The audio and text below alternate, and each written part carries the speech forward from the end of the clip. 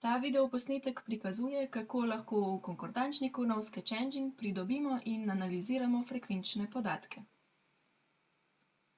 Dostop do konkordančnika in izbira korpusa sta podrobneje razložena v posnetku Uvod v nov Sketch Engine. Zato v tem trenutku preskočimo te korake in začnemo na nadzorni plošči. Za pridobivanje podatkov o pogostosti določenega elementa v izbranem korpusu imamo več možnosti. Za splošen pregled vsebine na podlagi metapodatkov, ki opisujejo besedila zajeta v korpusu, kliknemo Analiza vrst besedil. V rubriki na levi so prikazane vse metapodatkovne skupine ali tako imenovane vrste besedil, skupaj z njihovo nadrejeno strukturo. Na voljo je na primer podatek o datumu parlamentarnega govora, mandatu, letu rojstva govorca ali govorke, politični stranki in tako naprej. Na desni so vizualizirani deleži, ki jih zavzemajo oznake v izbrani metapodatkovni skupini. Vidimo lahko, da je bilo največ govorov podanih v drugem mandatu. Spodaj pa so vrednosti navedene v obliki seznama. Na enostaven način lahko pridobimo tudi informacije o številu govorov na eni strani in številu vseh pojavnic, torej besed in ostalih znakov, kot so ločila, na drugi strani. Če nas zanima število govorov na mandat, bodimo pozorni, da je izbrana frekvenca strukture, sicer pa frekvenca pojavnic. Na tem mestu pridobimo podatke za celoten korpus. Pogosto pa se zgodi, da bi radi pridobili frekvenčne podatke zgolj za določen podkorpus in za kombinacijo več metapodatkovnih kategorij. V takem primeru moramo frekvenčne podatke pridobiti na podlagi analize konkordanc. Več o podkorpusih in iskanju je razloženo v posnetku Izdelava podkorpusov in enostavno iskanje. Recimo, da bi radi izvedeli, katera govorka je v prvem mandatu podala največ govorov in katera je govorila največ z vidika povedanih besed. Prek levega menija se premaknemo na funkcijo iskanja, ki se ji reče kar konkordance. Tukaj lahko izberemo želeni podkorpus ali pa nabor podatkov neposredno zamejimo z izbiro vrednosti pod vrstami besedil. Glede na naše vprašanje torej izberemo prvi mandat in spol. Ker želimo pridobiti vse govore, ki ustrezajo tema dvema meriloma in to v celoti, iskanja ne zamejimo z neko specifično besedo, ampak pod osnovno poizvedbo uporabimo kar simbol zvezdice, ki zaznamuje katerikoli znak. Potrdimo izbiro in prikaže se seznam vseh govorov, ki so jih izrekle govorke v prvem mandatu. To lahko preverimo tako, da kliknemo simbol za frekvenco in izberemo možnost vrste besedil. Vidimo, da podatki res vsebujejo zgolj besedila prvega mandata. Malo nižje pa se lahko prepričamo tudi, da so res vključeni le govori, ki so jih podale govorke. Vendar pa nas zanimajo bolj natančni frekvenčni podatki, zato kliknemo Spremeni kriterije prikaza. Lahko bi se sicer tudi vrnili na konkordance in znova izbrali gumb Frekvenca. Na tem mestu najprej izberemo ime govorke,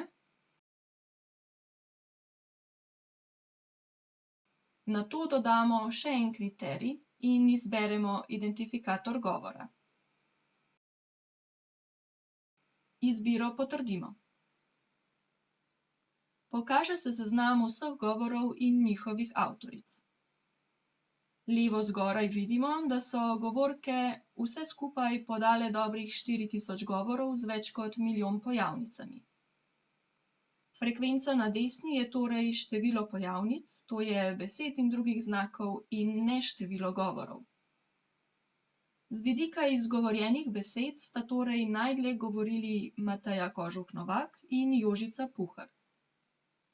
Če bi zdaj želeli izvedeti še, katera govorka pa je podala največ govorov, Moramo ta seznam prenesti na osebni računalnik in tam število pojavitev posameznega imena prešteti z eno od metod, na primer z vrtilno tabelo, formulo ali pa kar ročno.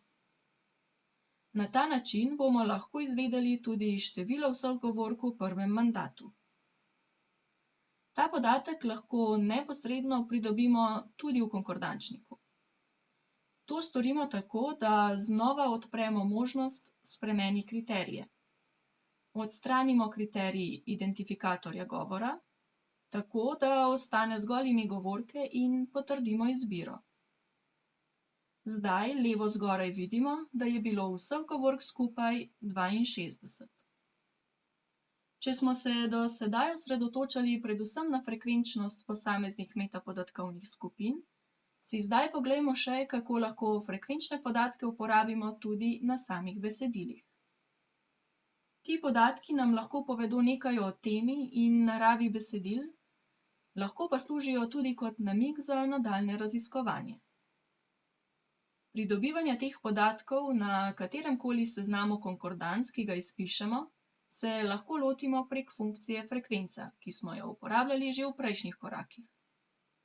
Lahko pa splošne sezname besed za celoten nabor podatkov prikažemo tudi s posebno funkcijo Seznam besed, ki jo izberemo v meniju na levi.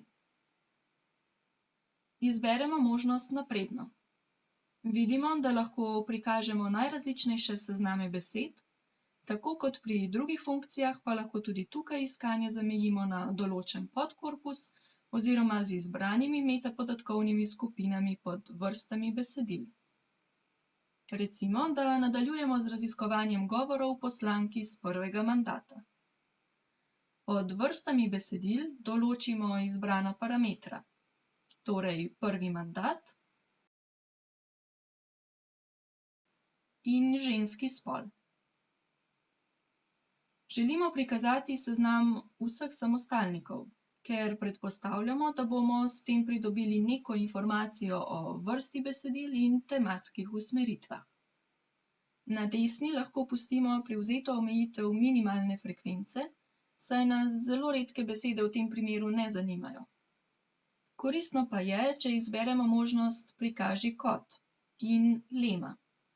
Tako bomo v najvišji možni meri zamejili neinformativne ponovitve besed, ki bi se zgodile na primer zaradi uporabe različnih sklonov.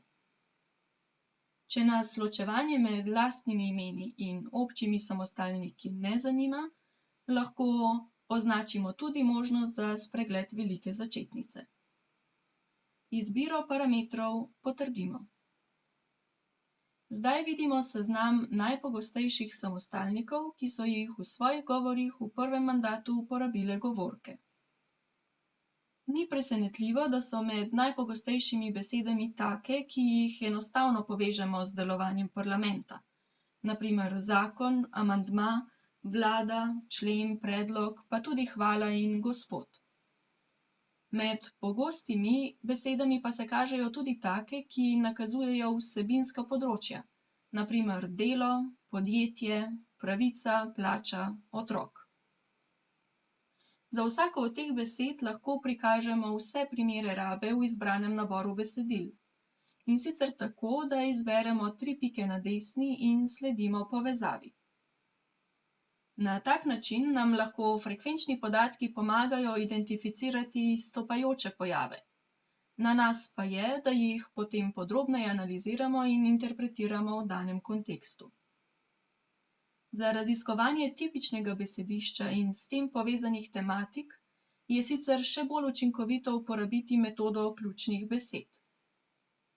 Ta metoda je predstavljena v videoposnetku Luščenje ključnih besed.